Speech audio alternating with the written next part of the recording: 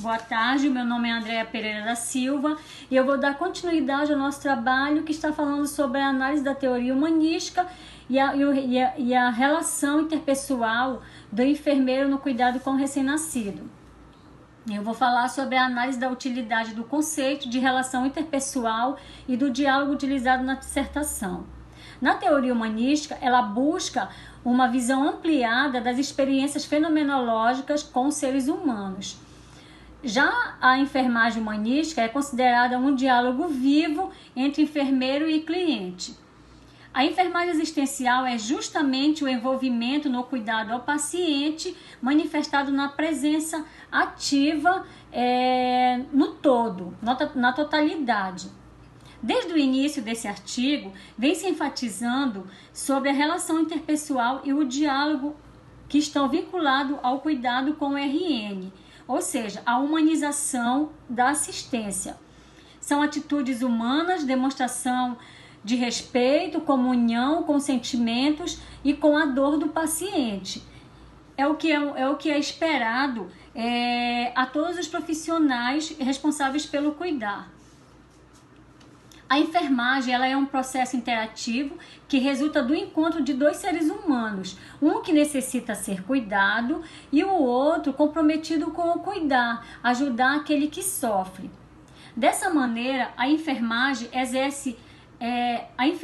exerce na enfermagem com o objetivo de manter um relacionamento efetivo e terapêutico com o paciente.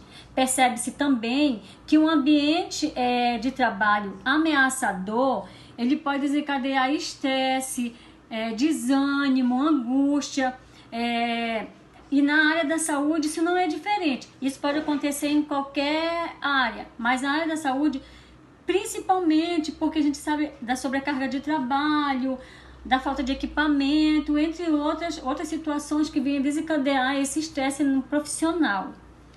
Por isso as enfermeiras necessitam, elas precisam ser motivadas a cada dia, elas precisam ser sensibilizadas para o cuidado, do cuidado amoroso a esse bebê, porque esse bebê é um ser que ainda não fala o que sente, mas ele demonstra de alguma maneira. E se for um ambiente assim, se esse profissional estiver estressado, vai transpassar isso para esse paciente.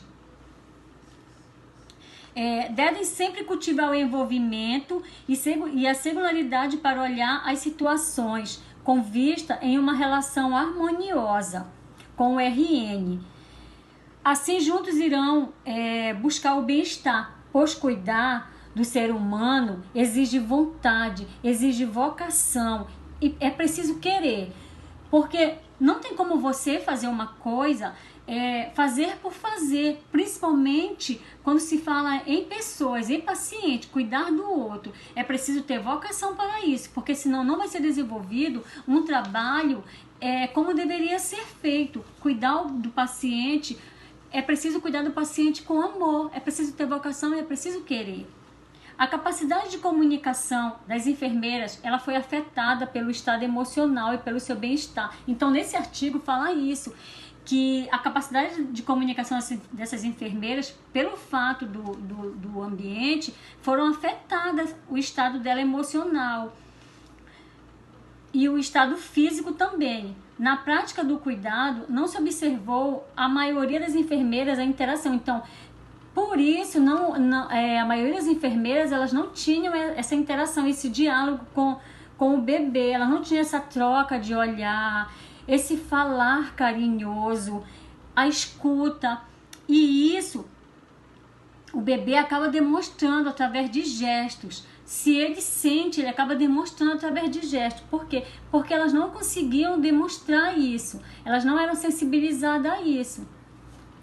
A partir do momento que a enfermeira reconhece os diferentes estados e percebe quando eles ocorrem, pode ser capaz de atender com mais sensibilidade aos seus chamados. Então, a partir do momento que ela reconhece isso, ela começa a perceber as necessidades desse bebê, a necessidade desse paciente.